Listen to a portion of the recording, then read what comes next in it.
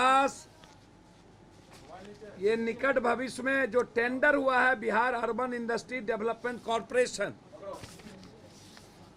नीतीश कुमार जी से बिहार की जनता जानना चाहती है। संप हाउस को नीतीश कुमार जी आप 96 दिनों के बाद डराने गए थे। आपको डराना चाहिए पदाधिकारी को जिसने पूरे घोटाले किए हैं, और मात्र 15 दिन पहले ये टेंडर हुआ है। ये क्यों टेंडर हुआ? कंकरबाग अंचल अंतर्गत श्रीनगर कॉलोनी कुम्हरार 46 करोड़ 70,600 रुपये की लागत से ड्रेनेज पंपिंग सेट का निर्माण कार्य जून 2020 में पूरा होना था, नहीं हुआ। 17 संप हाउस का टेंडर हुआ, आज तक वो 17 संप हाउस पटना की धरती पर नहीं आया। कंकरबाग अंचल अंतर्गत नंदलाल छपरा में 46,70,600 रुपये की लागत से अस्थायी ड्रेनेज पंपिंग स्टेशन का निर्माण 2000 पूरा में हुआ था, नहीं हुआ। कंकरबाग अंचल दशरथ में 46,70,600 के लगभग पूरा होना था, नहीं हुआ। कंकरबाग अंचल अंतर्गत जक्कनपुर में 46,000 करोड़ 70 के लगभग लागत होनी थी, नहीं हुआ। बांकीपुर अंचल अंतर्गत बकरी बाजार में लगभग 46,70,000, टोटल 46,70,000 के ये लागत का टोटल है। अजीमाबाद में भी 46 लाख, पाटलिपुत्रा में भी 46 लाख, पाटलिपुत्रा अंचल राजीव नगर में 46 लाख, नूतन राजधानी अंचल अंतर्गत बंटवारा ब्योर पुल ब्योर में 46 लाख, नूतन राजधानी अंचल अंतर्गत रफसपुर में 46 लाख, नूतन राजधानी अंचल अंतर्गत सबरी नगर में 46 लाख, नूतन राजधानी अंचल अंतर्गत मोड़ बिहार में 46 लाख, अजीमाबाद अंचल अंतर्गत बादशाही नाला में 46 लाख, अजीमाबाद अंचल अंतर्गत खानपुर सुलेश कहुआ में 46 लाख, सैदपुर मोटर पंप की मरम्मती 2020 में करना था, आज तक नहीं हुआ। 17 पंप हाउस के टेंडर हुए, आज तक नहीं हुआ। और ये टेंडर की कॉपी है मेरे पास टोटल। अभी आप निकट भविष्य में जो टेंडर किए बारिश के समय, और जो 17 पंप हाउस आने का जो टेंडर था, वो पैसा कहाँ गायब हो गया? एक तो मेरा सवाल यह था। दूसरा सवाल देश के प्रधानमंत्री नरेंद्र मोदी जी से है। एक तो आपने मान लिया 38,000 वर्ग किलोमीटर भारत का लगभग चाइना के अंडर में है, और आपने कह दी कि हमारी जमीन पर कोई कब्जा नहीं है। मतलब हमने चीन को और दुनिया को ये बता दिया कोई कब्जा नहीं है। तो सबसे पहला सवाल प्रधानमंत्री जी से है कि बीसीसीआई जिसके अध्यक्ष अमित शाह जी के लड़के और अनुराग ठाकुर का परिवार और बीजेपी के लोग पूरे के पूरे बीसीसीआई में है, जिसका बीपो सारा का सारा एडवर्टाइजमेंट चाइनीज का बीसीसीआई के अंडर में है। दूसरा, अमिताभ बच्चन जी के केबीसी का पूरा एडवर्टाइजमेंट। क्या प्रधानमंत्री जी आपकी आईटी सेल सोशल मीडिया पर सिर्फ फेक काम करेगी, या भारत के साथ लगभग 200 कंपनियों के साथ जो शेयर है 90% लगभग आपका पूरा का पूरा जितने भी दवाई है वह टोटल भारत सरकार को 90% चाइनीज कंपनियां के द्वारा आती है। आपके बयान से एक सबूत के तौर पर पेश किया गया चीन के सरकार के द्वारा, और पूरी सोशल साइट पर ये वायरल है चाइनीज में और जापान अन्य जगहों पर, कि मोदी जी ने मान लिया। मेरे पास अब आप देखिए, solar panel 75%, pharma block drugs 69%, consumer durables 45%, pesticide 50%, input जो चीन का urea 10%, plastic 44%, leather 38%, सेरोमिक 37%, auto component 18%, tyre 30%, paper 17%, steel 17%। मतलब डायमंड भारत का जो चीन के साथ निर्यात है, diamond 36%, petrochemicals 34%, cotton yarn 27%, sea food 22%, aluminium 1%, readymade garment. अब आप हमको बताएं, ये देश के करीब 90% खिलौना बाजार चीन का मार्केटिंग है, साइकिल बाजार में 50%, 80% मेडिकल उपकरण में चाइनीज के टोटल उपकरण है, 90% जीवन रक्षक दवाएं चीन से आता है, 95.54%, $54 अरब 2019 में व्यापार हुआ था और 18.84 अरब डॉलर भारत ने निर्यात किया था। इस पूरे कारोबार में भारत को कुल 58 अरब डॉलर का घाटा हुआ। 58 अरब डॉलर। क्या क्यों चुप हैं? भारत की अलग कंपनियां में जो निवेश है 5.8 अरब डॉलर, जबकि भारत का चीन की कंपनियों में निवेश है 2019 के आखिरी में 0.98।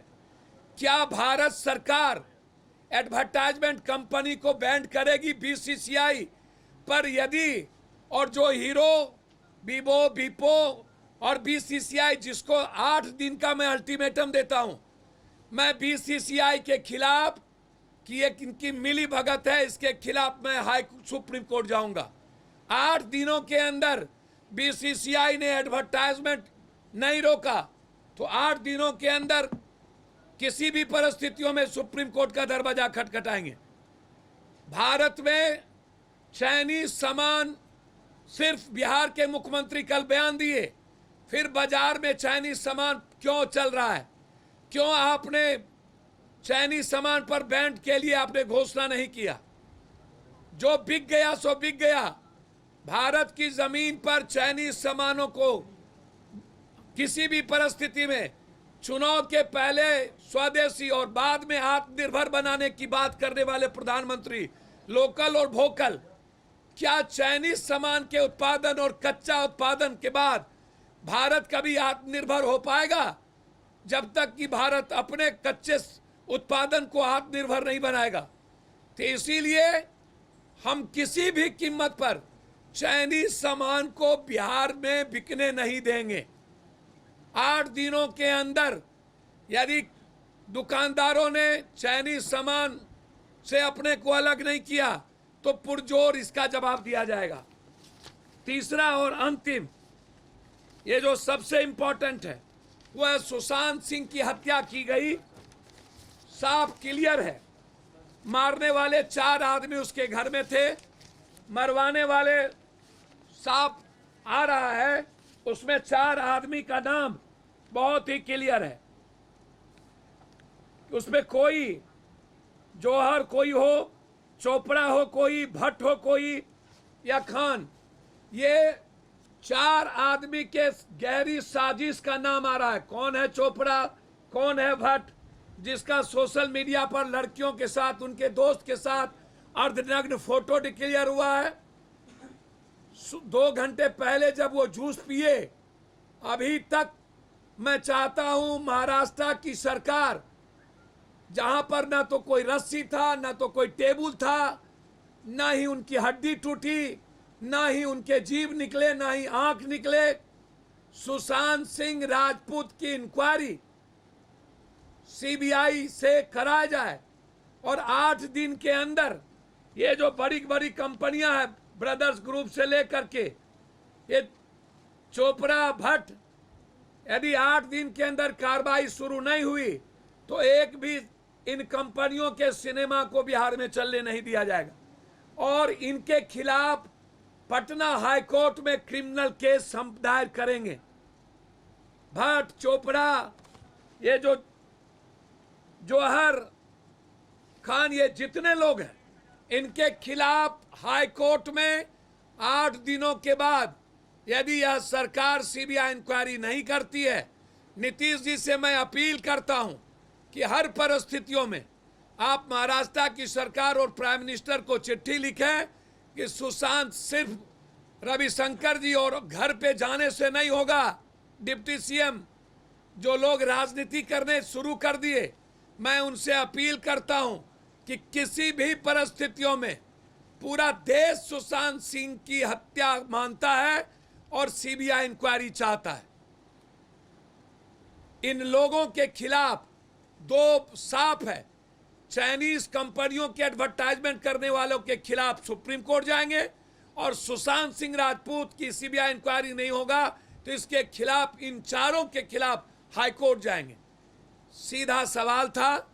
आज बहुत सारे लोग बिहार के निर्माण में डीआईजी साहब से लेकर पूर्व प्रत्याशी और सभी लोग ज्वाइन किए, इसके लिए बधाई। और नीतीश कुमार का ये डपोरसंखी कि संप हाउस पर जाकर कुछ जवाब नहीं देना, घर में बैठकर भी वो पदाधिकारी को सस्पेंड कर सकते थे, डर उनको दिखा सकते थे। लोहा का संप हाउस डर नहीं दिखेगा नीतीश बाबू। मैंने आपसे 17 संप हाउस के बारे में पूछा कि वो 17 संप हाउस का टेंडर होने के बाद आज तक वो बिहार में पटना क्यों नहीं लगा, और जिनके 46,70,000 सभी जगह के जो टेंडर 2019 में हुए थे 20 तक क्यों वह पूरी नहीं हुई।